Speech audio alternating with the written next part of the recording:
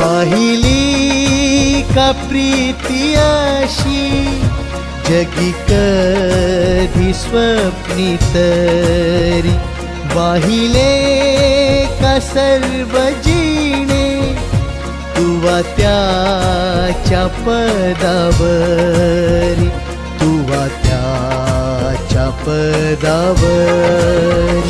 पाहिला का प्रभू ख्रिस्त खिळलेला खांबावरी, पाहिले का खिळेऊरी पदी दया पूर्ण करी. प्रभू येशू ख्रिस्ताच्या सर्वश्रेष्ठ नामात आपणांस अभिवादन.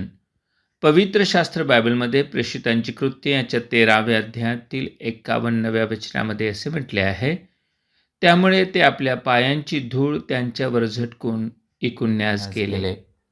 पौल व बर्नबा यांनी अंतुकियातील लोकांना किमान 2 शनिवार प्रभू येशू ख्रिस्ताच्या जीवनाचा घटनाक्रम अगदी व्यवस्थितपणे समजावून सांगितला.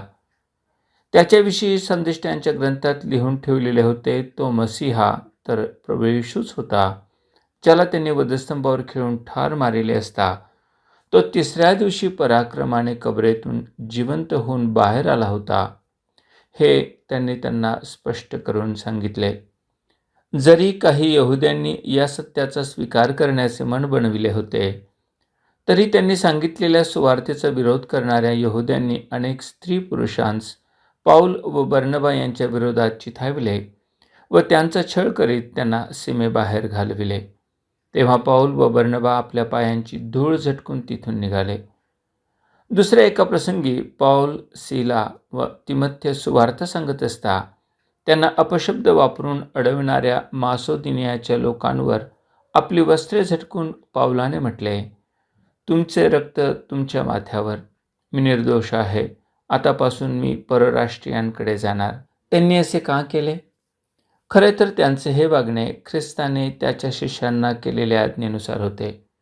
येशूने सांगितले होते, तुमची वचने न ऐकणाऱ्यांच्या घरांतून आणि नगरांतून निघताना आपल्या पायांची धूळ झटकून टाका. ती धूळ त्यांच्या विरुद्ध साक्ष देईल. ख्रिस्त पुढे म्हणाला होता, न्यायाच्या दिवशी त्या नगरापेक्षा पूर्वी अग्नी व गंधकाने नाश पावलेल्या सदोम आणि गमोरा या प्रदेशाला सोपे जाईल. यावरून देवाच्या वचनाचा म्हणजेच सुवार्तेचा विरोध करणाऱ्यांस हा एक इशाराच आहे. या कृतीद्वारे बोध होतो, सुवार्ता सांगणाऱ्याने आपली जबाबदारी पार पाडली आहे व पुढे आपला प्रतिसाद आपले भवितव्य ठरविणार आहे. जगात आपण कुठेही असा, किमान एकदा तरी ही सुवार्ता आपल्या कानी पडणारच. आणि जर ही सुवार्ता सातत्याने आपल्या कानी पडत असेल, तर देवाची इच्छा आहे की तुम्ही तिचा गांभीर्याने विचार करायला हवा. जर आपण तिचा अवमान करीत असाल, तर आपल्यावरही तशीच धूळ झटकण्यात येईल व ती न्यायाच्या दिवशी आपणाविरोधात साक्ष देईल. पापांचा पश्चाताप करून प्रभू येशू ख्रिस्तावर विश्वास ठेवणाऱ्यांस पापक्षमा व सार्वकालिक जीवन प्राप्त होईल. मात्र ख्रिस्ताला नाकारणाऱ्यांसाठी अनंत काळच्या नाशासाठी परमेश्वराने नरक सिद्ध करून ठेविला आहे. अजून तरी कृपेचा काळ आहे, तोच तारण साधून घेण्यास परमेश्वर आपणास सहाय्य करो. धन्यवाद.